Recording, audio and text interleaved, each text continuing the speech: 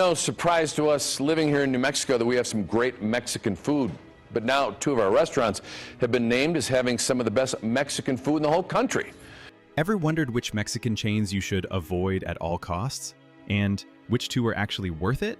Picture sitting down with a basket of chips and salsa, only to realize the salsa tastes like watered-down ketchup and the tacos are more cardboard than carne. But behind the neon signs and sizzling commercials, not every chain tells the full story. So which ones are secretly worth your appetite? Let's kick things off with the late-night stop that can save your hunger, but sometimes wreck your stomach: Taco Bell. For generations, Taco Bell has been the go-to when cravings hit at odd hours. The neon lights, the drive-thru that never seems to close, the menu full of crunchy tacos and cheesy burritos that promise a quick fix. It all feels like comfort on demand. Many of us remember road trips that ended with a bag of tacos on our lap, or college nights when a $1 menu taco was practically a lifesaver. But here's the problem. What feels like a bargain bite often turns into a regret-filled reality. The tacos, for example, look crisp and fresh in the commercials, but too often arrive soggy, with meat that tastes less like seasoned beef and more like mystery mush. Burritos are packed with filler, rice, beans, and lettuce, so thinly spread that you sometimes need a magnifying glass to find the protein. The nachos? They start strong, but within minutes the chips collapse into a pool of neon cheese sauce that sticks more to your fingers than your memory. And while the price has always been part of the draw, even that has shifted. What once felt cheap now feels less like value and more like compromise. Seniors and longtime fans who remember the Taco Bell of decades past often say, "It just does not taste the same anymore." That is not to say it is all bad. Taco Bell has its diehard fans for a reason, those who swear by the Crunchwrap Supreme or that one taco that hits just right when you need it most. But as a chain, it has become more of a gamble, sometimes satisfying, sometimes stomach-turning. So let me ask you this: is Taco Bell your guilty pleasure, or do you think it has lost every ounce of its charm?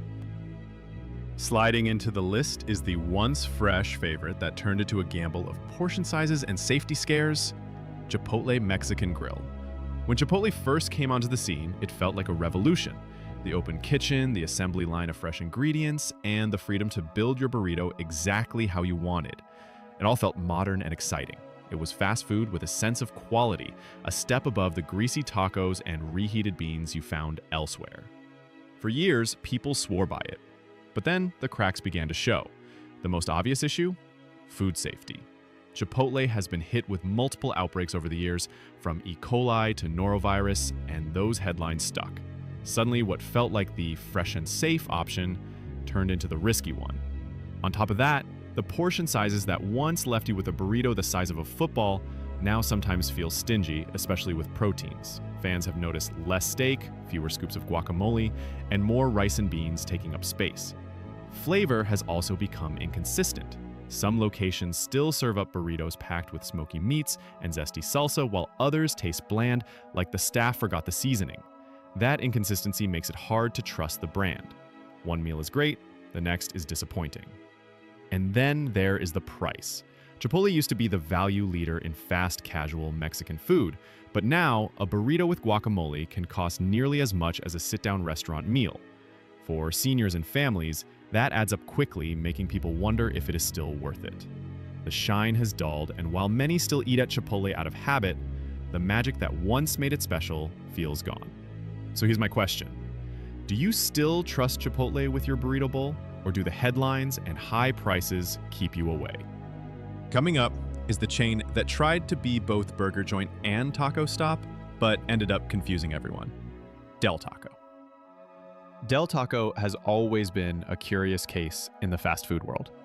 On one side of the menu, you have tacos and burritos. On the other side, cheeseburgers and fries. For some customers, this variety was a selling point. Where else could you grab a taco and a milkshake in the same order? But for many, it has always felt like a chain that never fully committed to what it wanted to be. The tacos themselves are serviceable, but rarely memorable. They often lack the punch of bold seasoning, with shredded lettuce and cheese piled on top to distract from meat that feels flat. The burritos can be filling, but sometimes they are more rice than anything else, leaving you chewing through carbs instead of flavor. Meanwhile, the burgers are just average, nothing that would make you skip a trip to an actual burger joint. This identity crisis has hurt Del Taco. While other chains leaned into their Mexican-inspired roots, Del Taco seems stuck trying to do everything, which left it doing nothing particularly well. Add in inconsistent quality from one location to the next, and you have a brand that feels more confusing than craveable. Still, Del Taco has its loyalists. Some love the quirky menu, some swear by the chicken soft taco, and others insist the crinkle-cut fries are the best part of the experience. But when the highlight of a Mexican chain is the fries, it says a lot. So here is the fun one. Do you think Del Taco should stick to tacos, or do you secretly love that you can grab a burger and burrito in the same meal? Next on the chopping block is the burrito rival that always seems like a watered-down version of its competitor, Qdoba Mexican Eats. Qdoba came onto the scene as the alternative to Chipotle. Same assembly line, same big burritos, same mix of proteins, rice, beans, and salsas. For a while, some people even preferred it, especially since guacamole and queso were included without the extra charge. But over time, Qdoba developed a reputation as the weaker sibling in the burrito wars. The food, while similar in style, often lacks the boldness of Chipotle's best offerings. The meats can be bland, the rice sometimes gummy, and the salsas watery instead of fresh. While Chipotle struggled with food safety, Qdoba's struggle was more about standing out at all. It never had that wow factor, nothing to make you crave it over the competition. Atmosphere is another issue. Many Qdoba locations feel quieter, less energetic, and sometimes even empty compared to their bustling rivals. That lack of energy makes the dining experience feel dull. Customers often describe it as fine but forgettable, which might be the worst fate for a restaurant chain. Even the free extras, once a bragging point, no longer carry the same weight now that prices have risen. Paying nearly the same amount as Chipotle for a burrito that tastes like an afterthought does not inspire loyalty. Qdoba is not terrible, but in the competitive world of Mexican fast casual, being not terrible is not enough. So here is the question. If you had to pick, would you go for Chipotle's risk or Qdoba's forgettable safety net? Taking center stage with more noise at the door than flavor on the plate is Moe's Southwest Grill. If you have ever walked into a Moe's, you know the routine. The moment you step inside, every employee shouts, "Welcome to Moe's!" at full volume.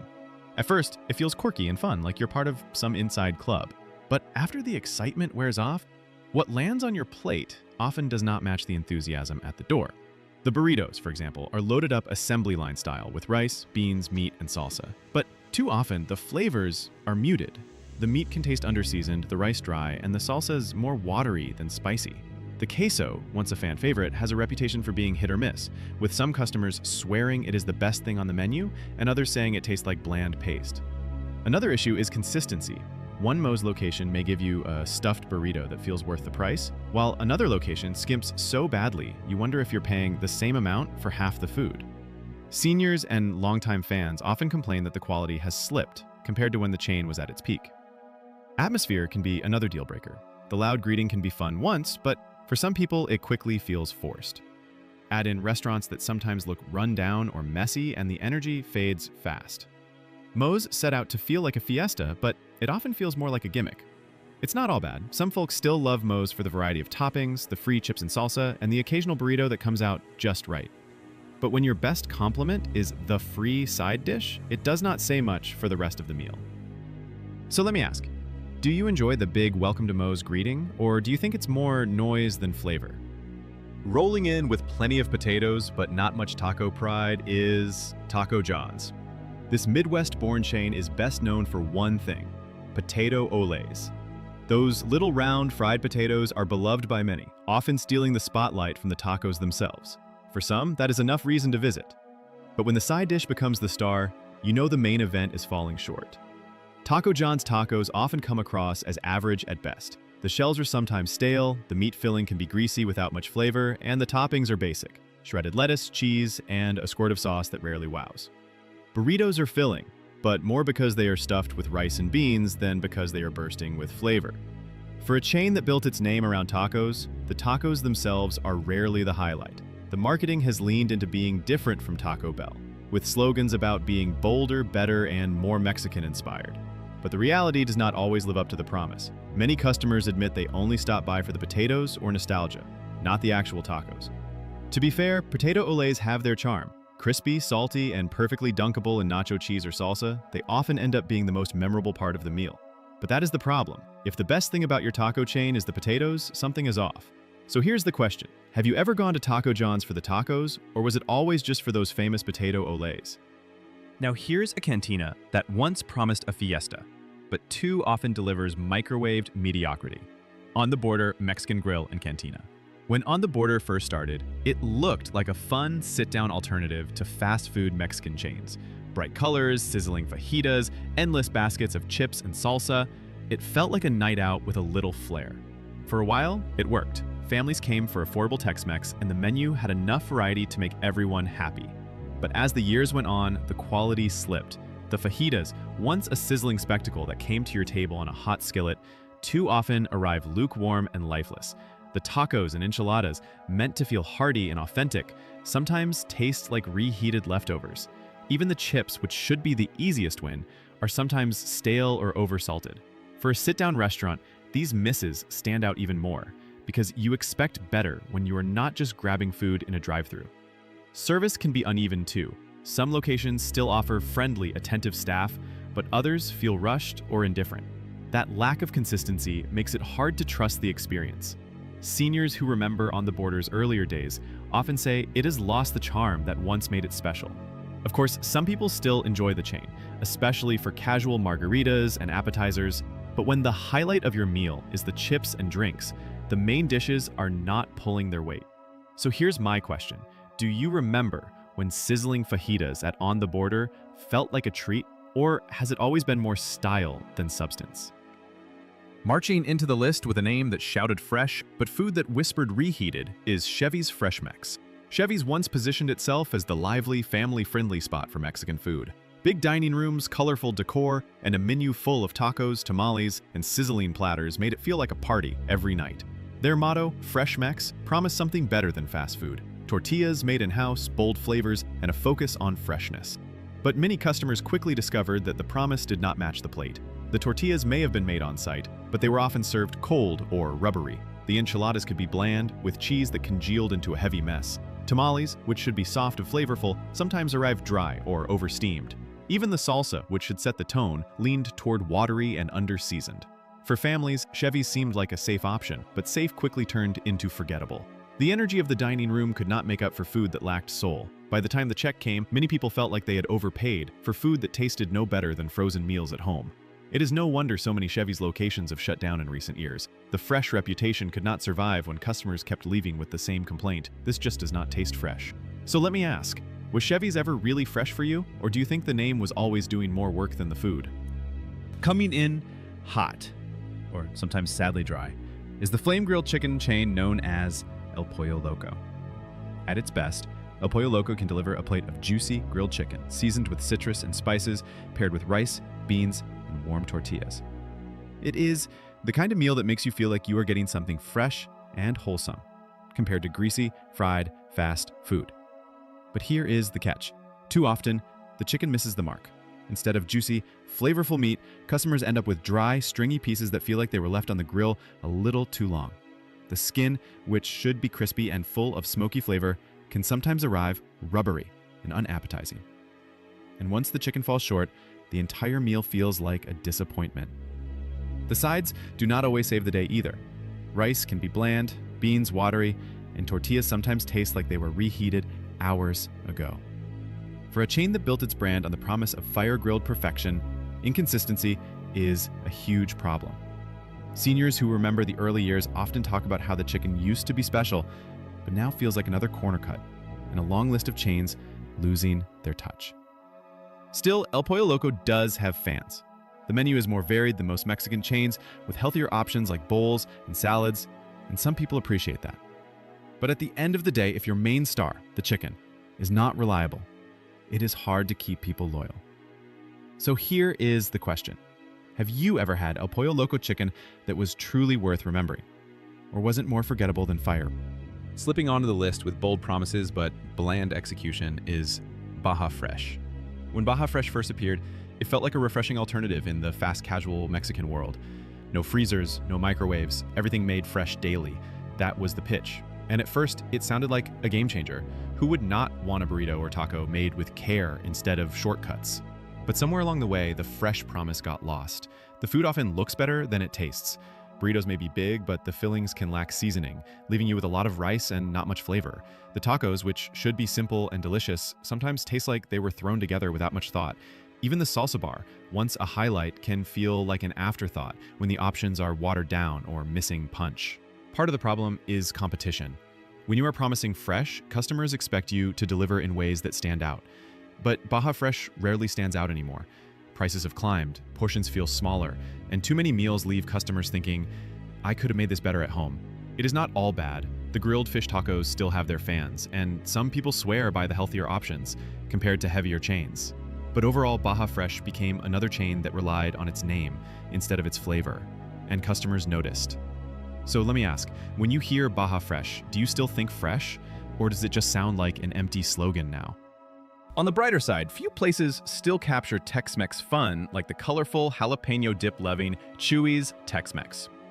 Walking into a Chuy's feels like stepping into a party. Bright decor, funky artwork, and a menu full of bold Tex-Mex favorites set the tone right away. And unlike many chains that have slipped in quality, Chuy's has built a reputation for keeping things lively and flavorful. The creamy jalapeno dip is the first thing most fans mention, a sauce so addictive, people often joke it should be sold by the gallon. But the rest of the menu holds its own, from cheesy enchiladas to sizzling fajitas that actually arrive sizzling, not just lukewarm. The portions are generous, the flavor's consistent, and the atmosphere adds to the experience. Another strength is that Chuy's does not take itself too seriously. It feels playful, family-friendly, and welcoming, a place where seniors can enjoy comfort food and younger crowds can still have fun. The quality has stayed reliable enough that people keep coming back, which is more than you can say for most of the chains we have covered.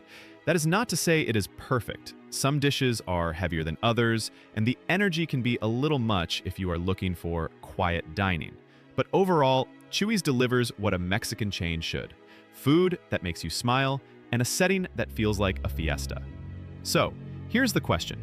Have you ever dipped into Chuy's famous jalapeno sauce? And could you stop yourself from ordering more?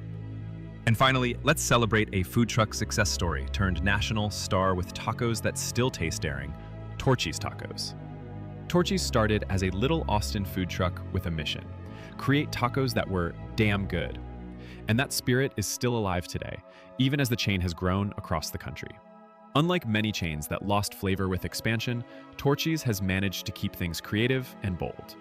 The menu is filled with tacos you will not find anywhere else. Think fried chicken tacos with poblano sauce, or brisket tacos topped with pickled onions and jalapenos. Each one feels like its own creation, with flavors layered in ways that actually excite your taste buds. Even the vegetarian options feel like they belong, not just an afterthought. Atmosphere also adds to the appeal. Locations still carry that casual, slightly rebellious vibe of their food truck roots.